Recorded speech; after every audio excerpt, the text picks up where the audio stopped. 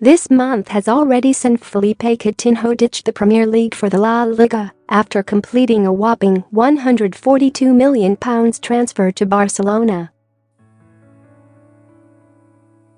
Alexis Sanchez looks set to be leaving the Emirates, with both Manchester clubs heavily linked with his services.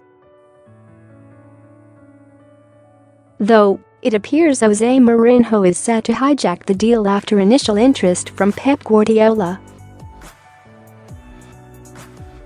How will Arsenal replace him? Well, the Gunners continue to eye up Brazilian Malcolm.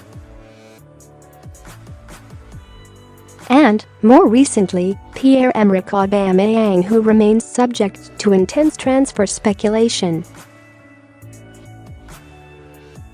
While a move to the money-rich Chinese Super League seemed on the cards, it now looks like he's binned off the idea of playing in Asia. The development has Arsenal exploring the availability of the prolific Gabonese marksman and are reportedly prepared to table a bid. But Bellerin, following Aubameyang on Twitter and Instagram, pretty much confirms his transfer.